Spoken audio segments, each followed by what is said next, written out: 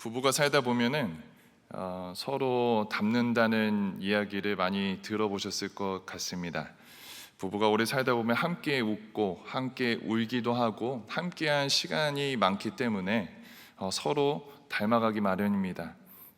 이제 눈빛만 보더라도 또 말투만 듣더라도 그 사람이 무슨 생각을 하는지, 어떤 이야기를 하는지, 어떤 것을 표현하고 싶은지 알게 되고 닮아가게 됩니다. 그렇다면 우리들의 모습은 어떻습니까? 우리는 누구를 가장 많이 닮으셨습니까? 하나님과 동행하고 그분과 오래 생활을 한다면 우리가 하나님을 닮는 것이 당연합니다. 그리고 우리의 심령 가운데 하나님의 말씀을 늘 가슴에 품고 살아간다면 하나님의 말씀을 가장 가까이 사모하고 따라가는 삶을 살아가야 되는 것이 당연합니다. 수요일 이 밤에 하나님을 사랑한다고 부흥 보고 수요 예배에 참석하신 여러분들이 예수 그리스도를 가장 많이 닮으신 여러분들 되시기 주의 이름으로 축복합니다.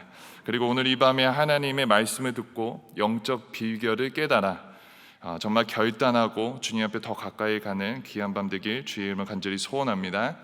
하나님께서 이스라엘 백성들의 신음을 들으시고 모세를 통해 애굽에서 나오게 하셨습니다. 그 과정 가운데 10가지 재앙을 경험하고 또 홍해가 갈라지는 기적을 경험한 이스라엘 백성인데도 하나님께 끊임없이 불순종하였습니다. 하지만 하나님께서는 포기하지 않으시고 그 약속하신 것을 이루시기 위해 40년 동안 광야의 길을 걷게 하셨습니다. 40년이라는 시간이 지나자 광야 1세대는 여호수아와 갈렙을 제외하고 다 죽고 광야에서 태어난 젊은 2세대가 일어나 하나님께서 허락하신 약속의 땅 가나안에 들어가게 되죠. 출애굽할 때에는 홍해의 기적을 통해서 하나님께서 함께 하심을 알려주셨다라면 광야에서 가나안으로 넘어가는 과정 가운데 요단강이 있었는데 그 요단강은 허림춤까지 오는 가파른 물살을 가지고 있었습니다. 근데 하나님께서는 이스라엘 백성들이 그 요단강을 발에 밟자마자 그 요단강이 멈추는 하나님의 은혜를 허락해 주셔서 요단강의 기적을 통해서 하나님께서 함께 하심을 알려주셨습니다. 그리고 오늘의 본문은 가나안 땅에서 처음 맞이하는 적군인 여리고 성 전투를 준비하는 내용을 담고 있습니다.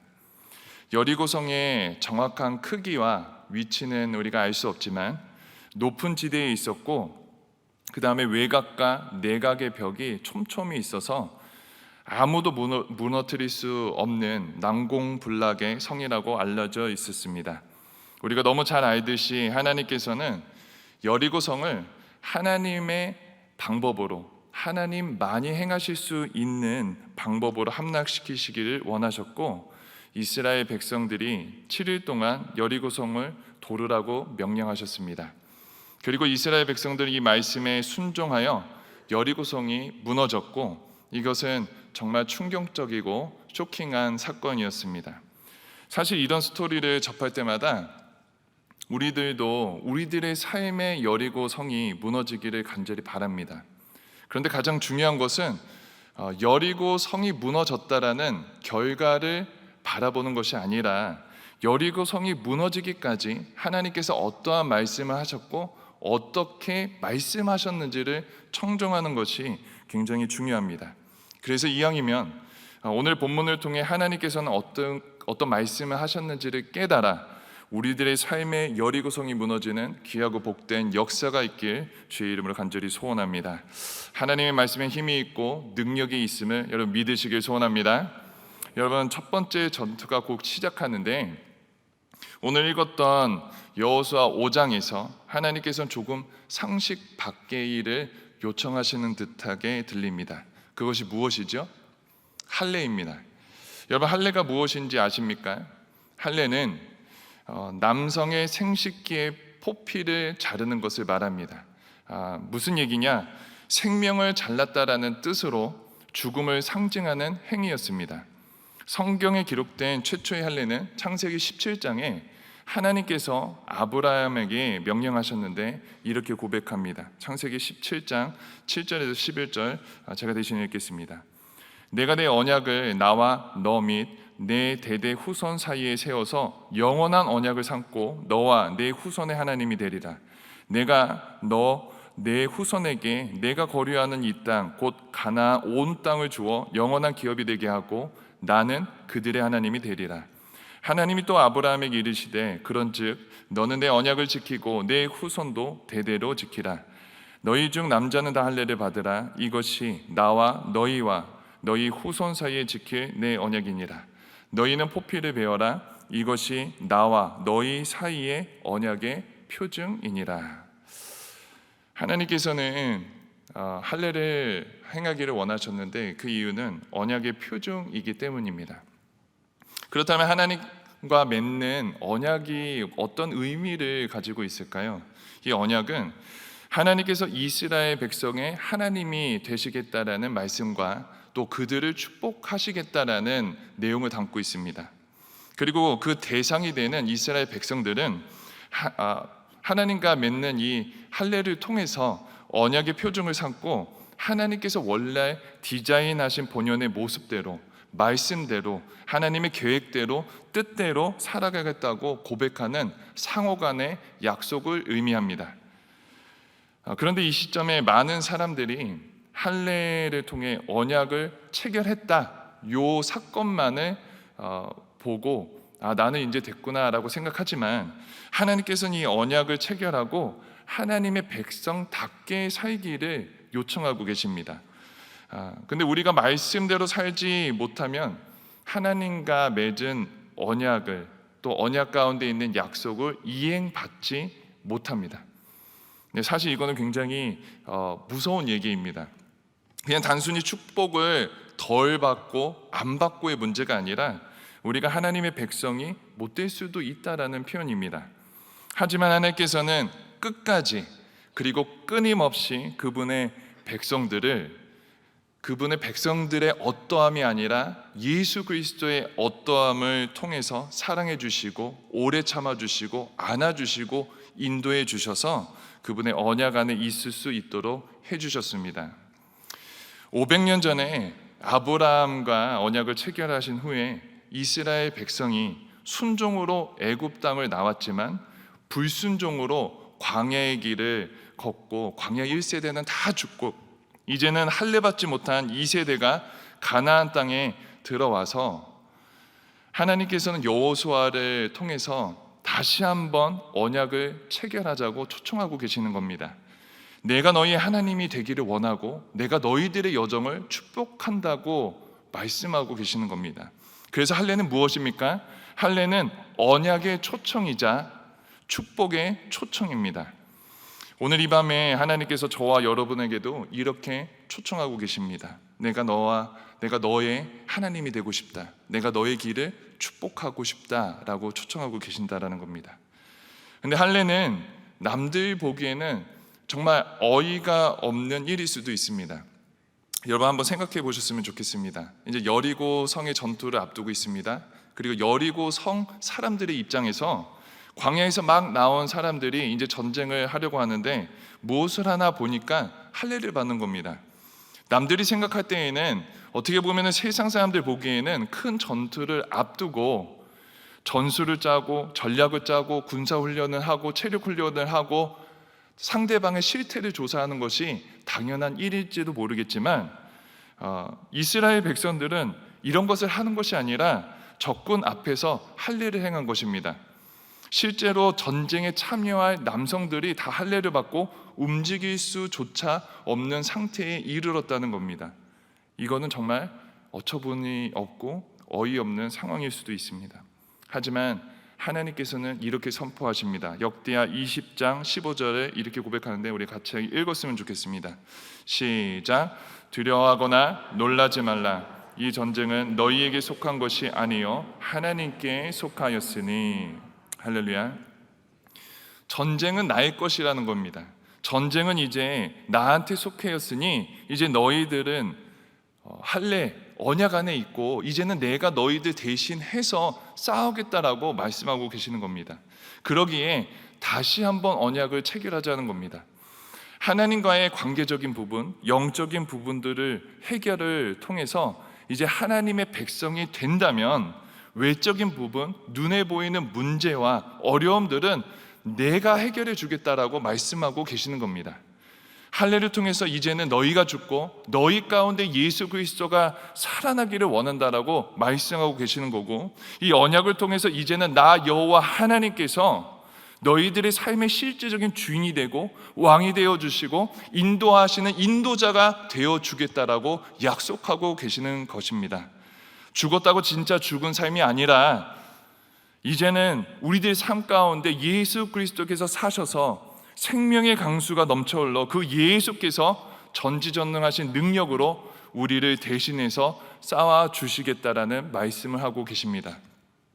그러기에 세상 사람들 보기에는 정말 어처구니 없고 어이없고 바보 같고 멍청한 즉 같은 이 할례를 가나안 땅에 들어가자마자 가장 먼저 하기를 원하셨고 심지어 적군 앞에서 행하기를 원하셨습니다. 왜? 이것이 하나님께서 역사하시는 방법이시기 때문입니다. 하나님께서 역사하시는 방법은 어제나 오늘이나 내일이나 영원토록 동일하십니다. 그리고 우리의 삶에서도 이 할례를 받기를 원하고 계십니다.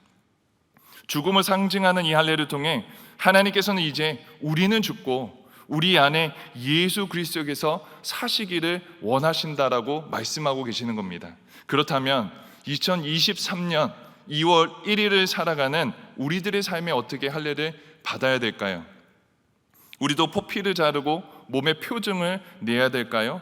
아니죠. 이제는 몸이 아니라 마음 가운데 할례를 받기를 원하고 계십니다. 신명기와 골로새서에서 이렇게 고백합니다. 우리 같이 읽었으면 좋겠는데요. 신명기 30장 6절의 말씀입니다. 같이 읽겠습니다. 시작. 내 하나님 여호와께서 내 마음과 내 자손의 마음에 할례를 베푸사 너로 마음을 다하며 뜻을 다하며 내 하나님 여호와를 사랑하게 하사 너로 생명을 얻게 하실 것이며.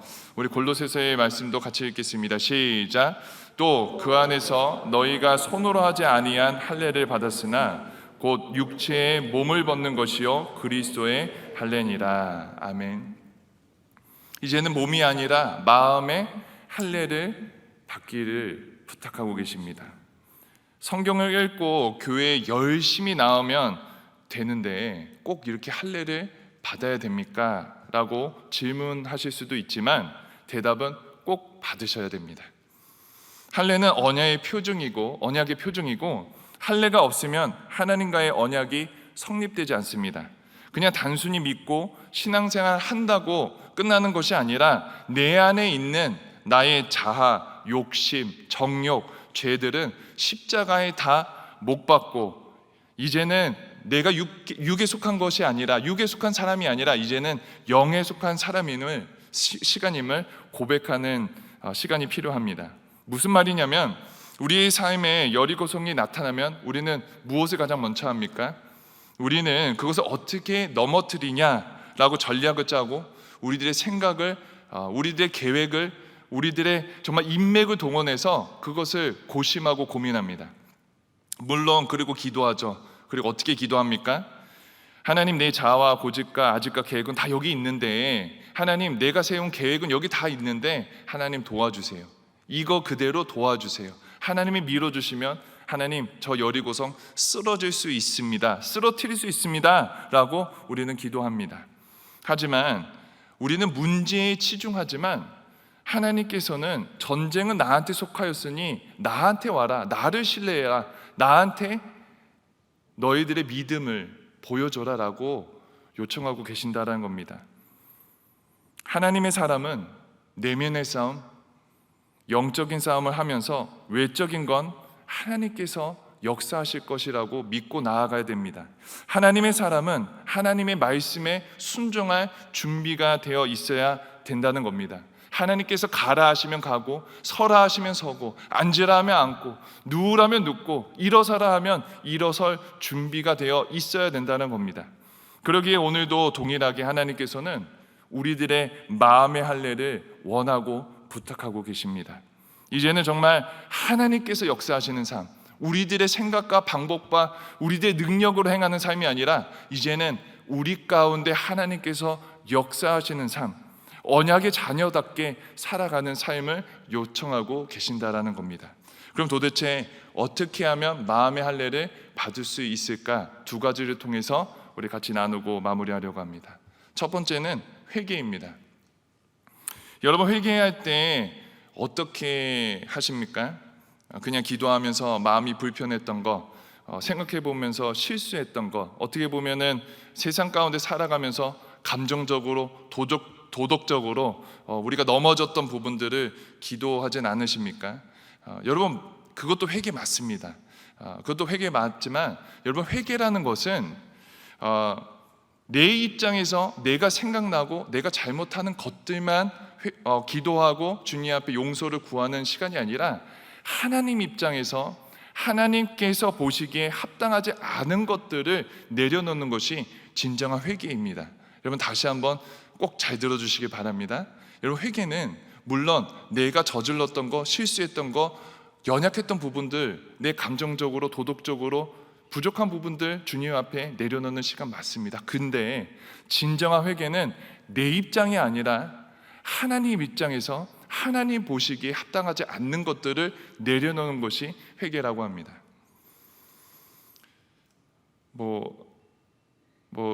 우리가 살아가면서 우리 옆에 있는 사람들을 보면서 왜 답답해, 저 사람 왜 저렇게 살까라고 이렇게 좀 속으로 욕하는 부분들도 있으시잖아요.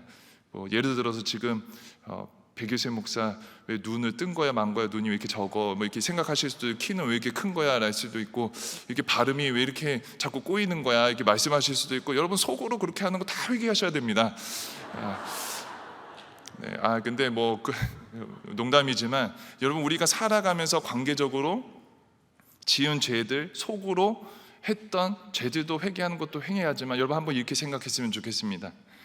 여러분, 우리가 잘 되었을 때, 우리가 감사의 조건이 넘쳤을 때, 여러분, 우리가 했던 행동과 표정을 혹시 다른 사람이 듣고 다른 사람들이 관계를 맺으면서 혹시 상처를 받았다라면, 혹시 나의 모습 때문에 내가 잘못한, 죄 짓는 건 당연한 거고, 혹시 내가 보편적으로 살아가는 행동들을 하나님께서 보시고 마음에 드시지 않았다라면 여러분, 회개해야 되지 않겠습니까? 내가 감사할 때도, 내가 즐거울 때도, 내가 그 어떠한 때라도 하나님 보시기에 합당하지 않았다라면 여러분, 회개해야 됩니다. 여러분, 디모데후서 2장에 보면은 하나님께서 사용하시는 그릇이 있다라고 합니다. 큰 집에는 금그릇도 있고 은그릇도 있고 나무그릇도 있고 질그릇도 있는데, 하나님께서 뭐라고 표현하셨냐면 하나님께서 사용하시는 그릇은 깨끗한 그릇이라고 말씀하셨습니다. 여러분, 믿으십니까? 여러분, 그렇기 때문에 여러분, 마음의 할례 중에 이 회개라는 부분이 굉장히 중요하다는 겁니다. 여러분, 내가 생각나지 않더라도 하나님 앞에 기도하셔야 됩니다. 성령 하나님, 오늘 이 밤에, 하나님 오늘 이 시간에 하나님, 제가 주님 앞에 회개합니다. 주님 깨끗한 그릇이 되기 간절히 소원하기 때문에 성령 하나님, 생각나는 지혜 허락하여 주시옵소서. 하나님께서 원치 않는 행동이나 원치 않는 표현을 했다면 주여 이 시간에 생각나게 하셔서 제 입술로 회개케 도와주시옵소서. 하나님, 기도의 영을 부어주셔서 하나님, 제가 주님 앞에 철뻗어 무릎 꿇어 주의 은혜를 구할 수 있도록 주여 역사에 주시옵소서라고 주님 앞에 나아가야 된다는 겁니다. 여러분, 한 가지는요, 하나님께서는 주님 앞에 나와 은혜를 구하는 자에게 분명히 베풀 만한 은혜를 허락해 주실 걸 여러분 믿으시기 소원합니다. 그래서 우리가 깨끗한 그릇이 되어 주님 앞에 쓰임받는 평생 될 수 있는 저 여러분 되시길 간절히 소원합니다. 여러분, 두 번째는 자기 부인입니다. 여기 자기 부인은 정말 어려운 부분입니다. 보통 우리들의 삶에서 하나님의 말씀을 들을 때 우리는 우리들의 삶과 나의 삶의 생각과 기준은 정해놓고 하나님의 말씀을 대입하기 쉽습니다. 제가 한 가지 예를 드릴까요? 내 이웃을 내 몸과 같이 사랑하라는 하나님의 말씀을 들었을 때 여러분, 어떻게 반응하십니까? 정말 내 몸과 같이 사랑해야 되겠다라고 결심하십니까? 아니면 우리 예수님께서는 2000년 전에 쓰셨기 때문에 표현이 너무 조금 강하셔, 조금 너무 극단적이셔. 그냥 요즘 표현대로 그냥 내 이웃을 자상하게 해라, 따뜻하게 해라, 상냥하게 해라, 손 한번 잡아줘라 라고 표현하시면 얼마나 좋겠습니까? 근데 하나님께서는 내 이웃을 내 몸과 같이 사랑하라라고 표현하신 게, 여러분, 우리가 우리들의 생각과 기준을 내려놓지 않고 하나님의 말씀을 대입하려고 그러면은 자꾸 튀겨낼 수밖에 없습니다. 근데 내 이웃을 내 몸과 같이 사랑하라는 이 표현은 그냥 조금 극단적인 표현, 2000년 전의 패션, 너무나도 다른 표현이 아니라 예수님께서는 자신이 몸소 실천하신 표현입니다. 그리고 우리들에게 이제는 너희가 작은 예수가 되어서 그 명령을 시행하기를 원한다라고 말씀하셨습니다. 우리가 지키지 못하는 이유는 내용이 오래돼서가 아니라 내 생각과 내 기준을 내려놓지 못해서입니다. 그러기에 자기 부인은 내 생각과 내 기준을 내려놓고 하나님의 말씀과 그분의 기준이 우리들의 삶의 우선으로 삼고 나의 것을 내려놓는 일을 이야기합니다. 물론 아프죠. 물론 고통스럽지요. 괴롭지요. 어쩔 때는 정말 이렇게 사는 것이 맞을까라고 생각도 듭니다. 근데 참 재미있는 사실은요, 하나님께서 사용하신 모든 믿음의 선조들은 이 자기 부인의 시간을 거쳤다라는 겁니다. 여러분, 야곱을 기억하십니까? 여러분, 야곱 평생 자기 생각과 자기의 방법과 자기의 꾀로 살아가다가 약복강에서 하나님이 보내신 천사와 씨름해서 자기 부인의 시간을 가지고 온전히 주님 앞에 나아갈 수 있었지요. 여러분, 다윗은 어떻습니까?